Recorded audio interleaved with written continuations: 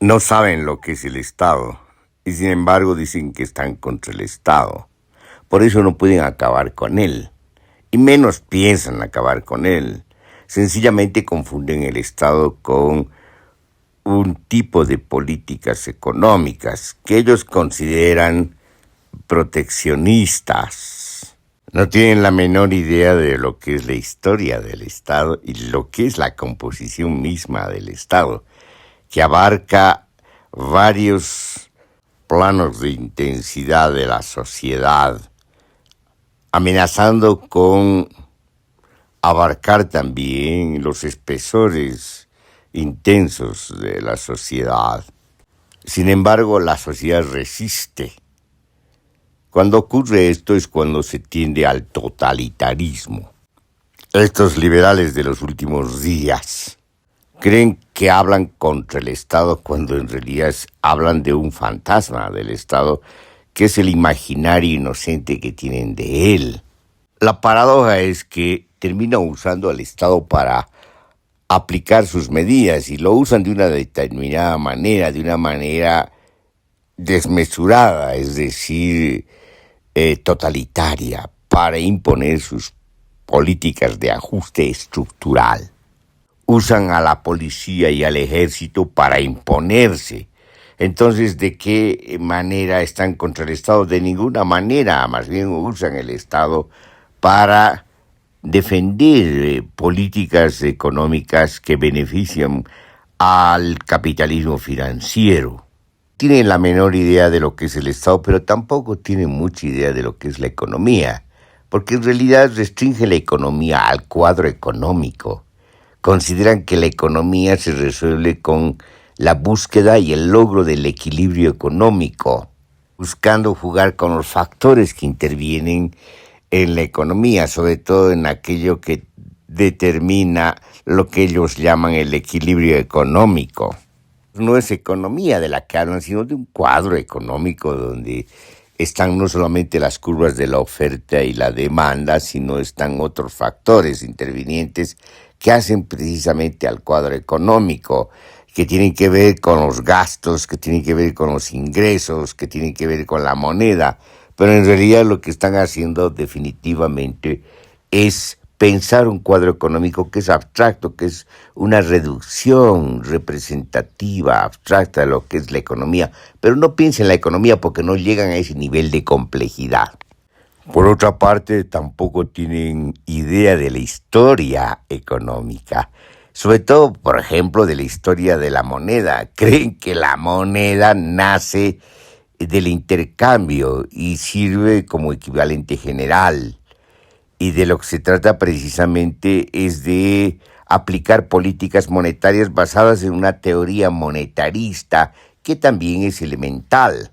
Olvidan, no pueden saberlo de ninguna manera porque no han estudiado historia, ni se han ocupado de estos temas, que la moneda nace con la tributación, nace con los imperios tributarios. La moneda sirve para precisamente llenar las arcas del Estado, que después la moneda sirva además para el intercambio es otra cosa. Por eso, una y otra vez, sus políticas durante la historia reciente de la economía moderna han fracasado. ¿Por qué fracasan? Porque tienen una idea peregrina de la economía y tienen una idea peregrina de la moneda y confunden la economía con un cuadro económico esquemático. Entonces, al confundir la realidad con el imaginario que tienen de la economía, que es el cuadro económico, y tienen la obsesión del equilibrio económico sin saber, sin entender que la economía funciona a través de dinámicas que constantemente rompen cualquier equilibrio, que no hay una situación estacionaria de la economía, sino más bien una relación dinámica de sus propias composiciones también en dinámica. Sin embargo, si estas teorías esquemáticas de la economía que reducen la economía a un cuadro económico persisten, lo hacen porque se sostienen en instituciones como las universidades, como las facultades de economía, pero también en instituciones que tienen que ver con coaliciones o donaciones de empresarios, sobre todo de grandes capitalistas que están vinculadas al capital financiero, ni siquiera al capitalismo industrial. Entonces, cuando esto ocurre, pasa que todos estos dispositivos y estas disposiciones se encargan de sostener estas teorías, estos cuadros económicos, estas búsquedas compulsivas del equilibrio de una manera aparatosa, es decir, a través no solamente de estas instancias que hemos mencionado, sino también a través de los medios de comunicación que controlan, porque si no fuera así, las teorías estarían rebatidas con mucha facilidad en el debate económico, pero además estarían contrastadas de manera ineludible por la realidad efectiva y sobre todo por la realidad económica. Esto es lo que ocurre, sin embargo, se oculta una y otra vez. Entonces, no tienen idea del Estado, no combaten al Estado, no están contra el Estado, sino más bien son hijos del Estado y usan al Estado para defender sus políticas inocuas, políticas que definitivamente solo funcionan por el gran costo social, porque los que pagan la crisis son los pueblos y no los que han desencadenado la crisis, que son el sistema bancario, el capitalismo financiero, los empresarios, las transnacionales extractivistas que saquean los recursos de las naciones. Cuando aparecen histriónicos presidentes que defienden precisamente este estilo de política liberal, que ahora se llama de liberalismo radical, y pretenden ser libertarios cuando no tienen tampoco la idea de lo que significa ser libertario y de lo que connota en términos histórico-políticos y de las luchas sociales el concepto de libertario, que es un concepto ácrata y anarquista, que está íntimamente ligada a por lo menos 2 siglos de luchas sociales contra el Estado de una manera efectiva, porque sí, los anarquistas saben lo que es el Estado, lo han combatido siempre a partir de la propia experiencia de lo que se llamaron las huelgas salvajes, que en principio querían destruir las máquinas, pero después, en la medida que fue avanzando la experiencia del proletariado ácrata y libertario, entonces los combates contra el capital y los combates contra la explotación fueron transformándose y obviamente se articuló la lucha económica con una lucha política, o más bien contra la política, y la lucha contra el capital se complementó con la otra cara del capital, que es el Estado, y por lo tanto hubo una conciencia muy clara de que hay que luchar contra las 2 caras de la medalla, una el Estado y otra el capital.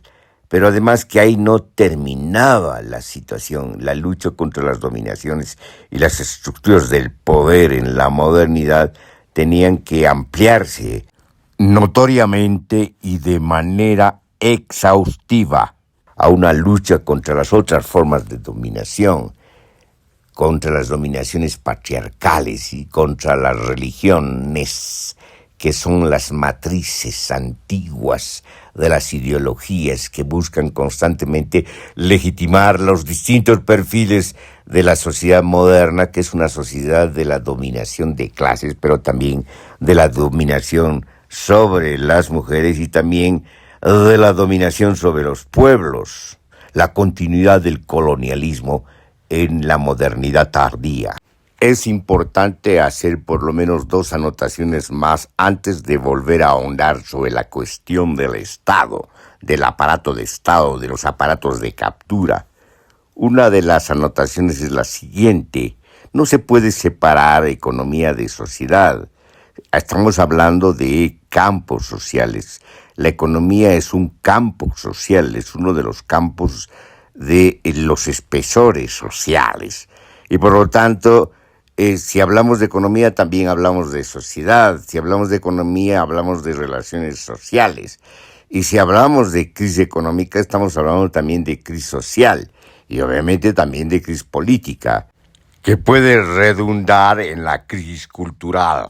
Por ejemplo, en la crisis de valores, en la medida que las relaciones sociales desaparecen en el imaginario y en la ideología de la economía y terminan convirtiéndose en relaciones de cosas. Ahí se produce una cosificación, una reificación, una enajenación, a tal punto que se cree pues en una especie de magia de las mercancías y peor aún en magia del dinero, y de manera más concreta en la magia del capital, cuando en realidad lo que mueve el capital, lo que mueve la economía son los humanos, los seres humanos imbricados en un conjunto de relaciones sociales y atravesados por instituciones, pero también en constante resistencia contra las estructuras y los diagramas de poder.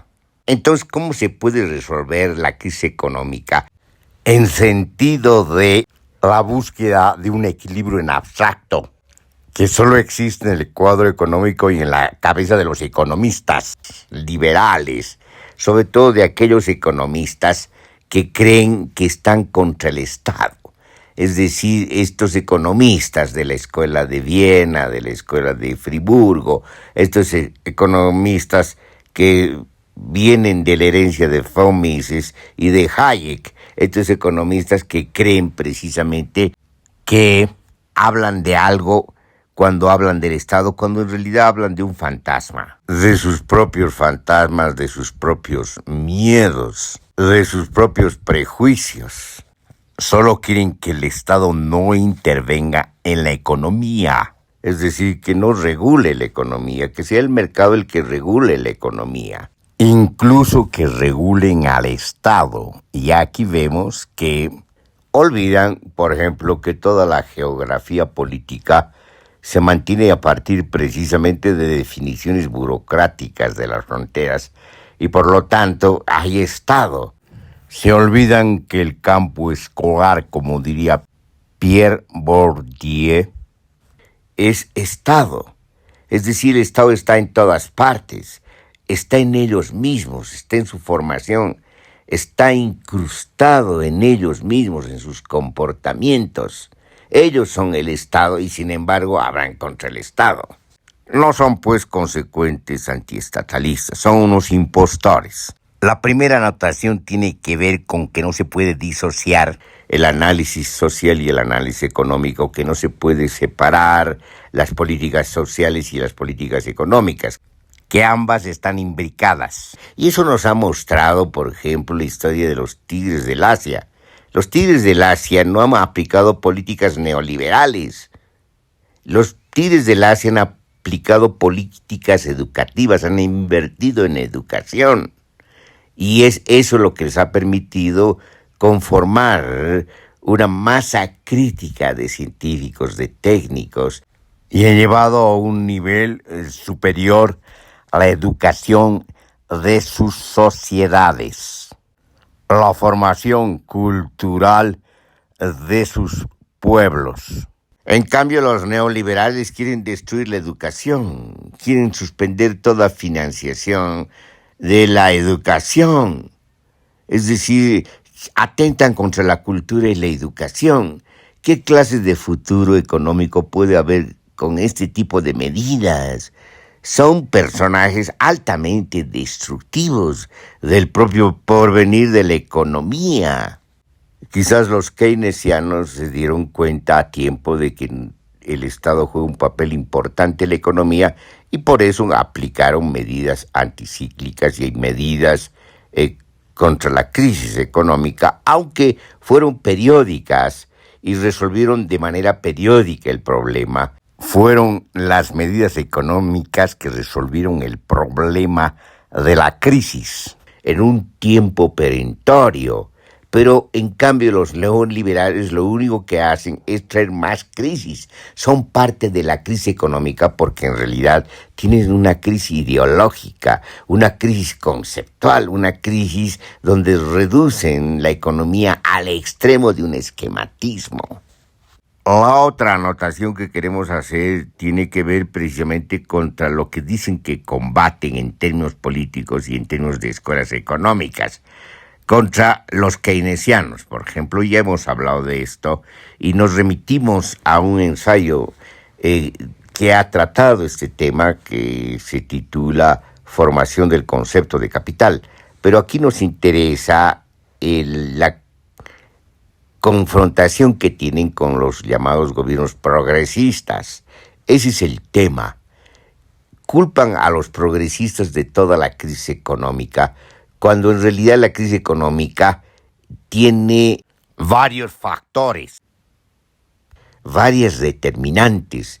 Quizás una de ellas en el sentido de el ahondamiento de la crisis o de ciertos niveles de la crisis tiene que ver precisamente con la forma de gubernamentalidad clientelar, con lo que se ha venido a conocer la corrupción institucional y la corrupción, con lo que nosotros llamamos la burguesía rentista, que es la que gobierna. Ahí no se reduce todo el problema, son parte de un problema mayúsculo, porque la crisis antecede pues a los gobiernos progresistas. Y si vemos de manera más larga, por lo menos un siglo, la crisis antecede a los gobiernos socialistas, a los estados socialistas. La crisis es parte de la historia del propio capitalismo, porque estamos hablando de un sistema, un mundo capitalista, de un modo de producción que solo se desenvuelve y se desarrolla a partir de la crisis. Entonces la crisis antecede, pues, y concretamente antecedió a los gobiernos progresistas, eran parte de la crisis. Pero parte de la crisis son también los neoliberales, porque de manera muy temprana, a la caída de los estados del socialismo real, se impone el neoliberalismo en muchos países, y al hacerlo lo que hacen es precisamente generar más crisis, porque llevan la crisis económica a la crisis social de una manera muy angustiosa. Y por lo tanto no se puede salir de ese círculo vicioso de la economía, que pasa el pago de la crisis a la sociedad. ¿Qué es lo que hacen los gobiernos neoliberales? Los gobiernos neoliberales lo que hacen precisamente, una vez que sustituyen a los neopopulistas o a los gobiernos progresistas, lo que hacen precisamente es aplicar el ajuste estructural, que consiste básicamente en suspender los gastos, en parar la deuda externa y la deuda interna, aunque en realidad lo único que hacen es tratar de parar la deuda interna, porque en términos efectivos continúan con la deuda externa. Pero hay que anotar que todas estas medidas son medidas keynesianas, son medidas del Fondo Monetario Internacional, no son medidas neoliberales, y por lo tanto se contradicen en el acto de manera inmediata en relación a sus propios postulados. Son inconsecuentes. Suspenden los bonos, o por lo menos tratan de suspender los bonos. Sin embargo, hay gobiernos que no han hecho esto, en realidad precisamente para mantener cierta popularidad o evitar cierto desencadenamiento social. Entonces terminan aplicando políticas mezcladas y saturadas. Por lo tanto, son dos veces inconsecuentes con sus propios postulados. No se trata de que sean consecuentes con sus propios postulados, sino que sus postulados son irrealizables, pues tendrían que hacer desaparecer completamente la sociedad, las relaciones sociales, las necesidades sociales, y por lo tanto tendría que desaparecer la sociedad y el pueblo, y tendría que vivirse de manera fantasmagóricamente en un mundo ficticio que solamente sea economía, en el sentido de un cuadro económico que ya es un esquematismo. En consecuencia, la pugna con los progresistas, o los llamados gobiernos progresistas, los gobiernos neopopulistas, es política, es decir, es sencillamente de poder, es decir, es un problema de acceso al gobierno, acceso al Ejecutivo, inclusive acceso al Congreso y a los otros órganos de poder. Es una disputa política, es decir, es una disputa partidaria. De la misma manera que hemos criticado a los neopopulistas por confundir la política, convertir la política en una concepción deportiva de colocarse la camiseta, lo mismo hacen los neoliberales o los liberales radicales, es decir, lo hacen de una manera deportiva, en el sentido de que creen que de lo que se trata es de hablar contra el Estado cuando no hablan contra el Estado, cuando no son consecuentes contra el Estado, cuando más bien los reproducen de una determinada manera, una manera distinta, matizada respecto a los neopopulistas, que se encargan precisamente de intervenir constantemente desde el Estado, pero no lo hacen de una manera keynesiana, sino lo hacen de una manera corroída y corrupta. ¿Acaso los neoliberales y los liberales radicales se salen de la corrupción, del círculo vicioso de la corrupción? De ninguna manera. Lo que se ve de manera muy clara es que entregan todo. Venden las empresas públicas al precio de gallina muerta, entregan los recursos naturales a las transnacionales, venden la patria, para decirlo en términos del sentido común, entregan los recursos naturales y las empresas públicas a las mafias empresariales, sobre todo financieras, de la burguesía financiera. Después de entregar los recursos naturales a las transnacionales, grandes extensiones de territorios, a concesiones a estas transnacionales, inclusive a venta de territorios, de grandes extensiones territoriales a grandes potentados. Es decir, los neoliberales y los liberales radicales atentan contra la soberanía. Los neopopulistas defendieron la soberanía de ninguna manera, demagógicamente sí, pero en los hechos han aplicado también políticas neoliberales, es decir, ellos precisamente han mantenido ciertas características de la economía neoliberal que han derivado en la pérdida del poder adquisitivo de los salarios. Han sido además responsables y perversos en generar la inflación, generar la recesión. Entonces, de la misma manera que los neoliberales mezclan cuando están en el gobierno postulados y políticas y concepciones económicas, lo hacen también los neopopulistas, porque en realidad lo que han hecho es combinar políticas económicas y combinar postulados y obviamente saturar las concepciones económicas y las concepciones políticas hasta el extremo de una mezcla atroz.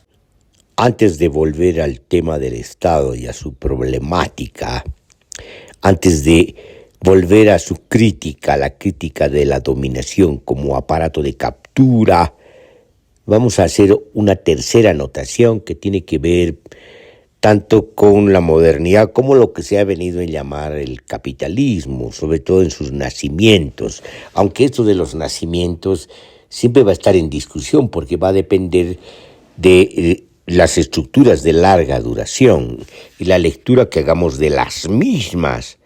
Lo que importa en este caso, sobre todo respecto a la modernidad como irrupción, cuando todo lo sólido se desvanece en el aire, como lo dijo Marx, pero haciendo paráfrasis a la tempestad de Shakespeare. Lo que importa en este caso es precisamente lo que Deleuze llama la axiomatización, que es muy distinta a la codificación y a la sobrecodificación. La codificación territorial de las sociedades territoriales y la sobrecodificación de las sociedades imperiales. La axiomática, más bien, muestra una suspensión de todo código, una decodificación general, y eso implica precisamente poner en suspenso las instituciones, poner en suspenso los códigos y axiomatizar, es decir, dar lugar al libre movimiento de los flujos. Y en ese sentido, lo que aparece precisamente es una especie de explosión de energía a partir precisamente del hundimiento o el derrumbe de las instituciones, de los valores, de las formas de aparatos de captura y sobre todo de las sobrecodificaciones, cuando precisamente se pone en cuestión todo eso. Y cuando se pone en cuestión todo eso, algo se parece a ese concepto de rizoma de Gilles Deleuze y Félix Guattari. Y cuando ocurre eso, entonces estamos precisamente ante un desborde que desborda todo, y en ese contexto no hay posibilidades de Estado. Sin embargo, lo que llama la atención es que las burguesías que juegan un papel en esta modernidad, un papel más bien conservador, muy distinto a las insubordinaciones de los rebeldes iconoclastas, heterodoxos. Es decir, aquí lo que empieza a desarrollarse es otra cosa, en contra de las mujeres, de las protectoras, la encarnación de los bienes comunes, contra los campesinos que precisamente luchan también por los bienes comunes, pero también por la tierra, contra los terratenientes. Es decir, cuando hay una irrupción de parte de esos sectores que podemos llamar de desclasamiento absoluto, esos proletariados iniciales que rompen también con todo, se dan lo que podemos llamar nomadismos, y cuando se da todo esto estamos ante el desborde de la potencia social. Sin embargo, las clases dominantes, las burguesías que se alian a los sacerdotes y se alian a los terratenientes en una lucha, en una guerra de 3 siglos contra las mujeres, en la famosa temporalidad de la casa de brujas, que dura 3 siglos, como hemos dicho, que además es una lucha contra los levantamientos campesinos, contra los rebeldes heterodoxos e iconoclastas. Es decir, es una guerra que asumen las clases dominantes, las burguesías, que más bien son conservadoras y que no son la expresión más auténtica de la modernidad, de este desborde, cuando todos los sólidos se desvanecen en el aire, de este iluminismo, de esta crítica que irrumpe también en términos de la reflexión y la crítica intelectual. Entonces, cuando ocurre todo esto, lo que se da es una contrarrevolución, de la misma manera que se da una contrarreforma, es decir, se da una contrarrevolución que va a detener precisamente toda esta irrupción de libertades, y lo que va a hacer la burguesía precisamente es restaurar el Estado. Fíjense, frente a esa irrupción de la modernidad se restaura el Estado, que va a estar al servicio de una versión distinta de la economía, de esta economía que tiene que ver no solamente con el mercado, sino también tiene que ver con la industria, y que tiene que ver con la incorporación del proletariado a la producción económica. Se va a dar lugar precisamente a otra cosa, a una cosa que tiene que ver básicamente con una especie de reacción conservadora, con una especie de captura, volver a las capturas, la captura de las fuerzas de trabajo a partir precisamente de las fábricas, de las empresas, y con la finalidad y el objetivo de la acumulación originaria y de la acumulación amplia de capital, en una dialéctica perversa. Entonces, en ese contexto se restaura el Estado. ¿Por qué lo decimos esto? Precisamente para notar lo equivocados que están los teóricos del neoliberalismo, del liberalismo radical, de estas expresiones que se dan empujadas y propagandizadas por los medios de comunicación, esos teóricos que han tenido varias escuelas en los años 30 y que vuelven a reaparecer en los años 60 en Estados Unidos con Friedman. Toda esta gente que vuelve a aparecer con sus voceros que tienen unas características más grises, pero más demagógicas también, a la vez de una elocuencia estridente, estos señores que vuelven a reaparecer haciendo propaganda precisamente de este liberalismo y de este neoliberalismo que persigue el equilibrio económico, estos señores lo que hacen no es otra cosa precisamente que olvidar la reemergencia y la restauración del Estado precisamente por el capitalismo. Entonces, ¿de qué historia están hablando? Están hablando de una historia que está en sus cabezas, pero no están hablando de la historia efectiva. Esta anotación es importante precisamente porque va en contra de estos que dicen demagógicamente, de una manera muy esquemática, de estar contra el Estado, pero en realidad, como hemos dicho, están contra el fantasma del Estado. ¿Qué es entonces el Estado? Es una máquina de captura. ¿Qué es entonces el Estado? Es una masa de funcionarios, es la burocracia.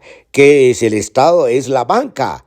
La banca porque se tiene que pagar pues el tributo, los impuestos. Es decir, esta triada, estos personajes que hacen la triada de las dominaciones, hacen pues al Estado. Ese es el Estado.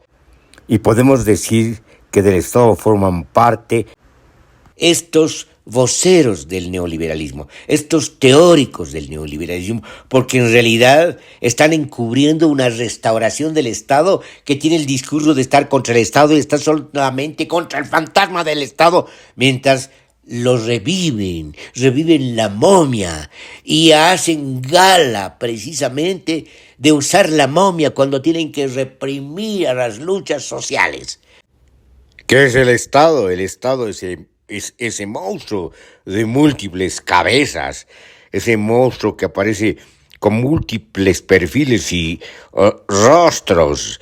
El Estado, además de ser una máquina de captura, es el Estado territorial que corresponde al Estado policial, que ha correspondido a las monarquías absolutas, pero también reaparece en forma de Estado policial después de las revoluciones, cuando las revoluciones se transforman en contrarrevoluciones, justamente cuando se institucionalizan como revolución, que es una contradicción, pero recurren a la restauración del Estado policial. El Estado también es el Estado liberal, ese Estado liberal que aparece precisamente como Estado de Derecho, un Estado de Derecho que tiene los contrapesos en términos del discurso jurídico-político de los órganos de poder, y por lo tanto se da una especie de división de poderes que nunca están en equilibrio, sino que siempre están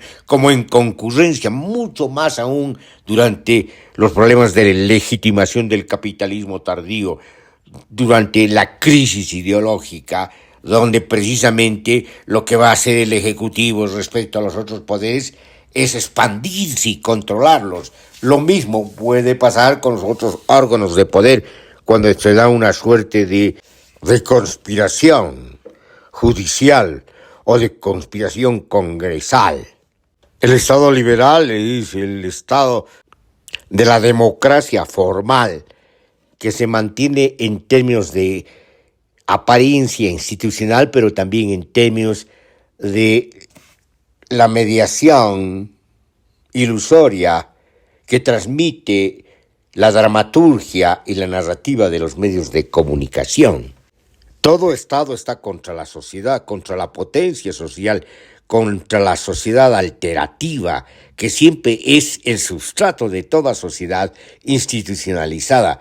El Estado es precisamente el temor a la sociedad, a la libertad, a la liberación múltiple de las sociedades, de sus potencias sociales creativas. El Estado como el capital se oponen a la vida, buscan inhibirla, contenerla, controlarla, buscan ponerla en la sombra para que se dé lugar precisamente a la acumulación abstracta de poder y de dominación y a la acumulación abstracta de capital, es decir, a la valorización del valor, a la valorización abstracta, que no es otra cosa que metafísica aritmética de una economía burguesa. En consecuencia, para lograr la libertad que está mentada ahora, hay que pensarla como actos de liberación, como acciones de liberación de la potencia social.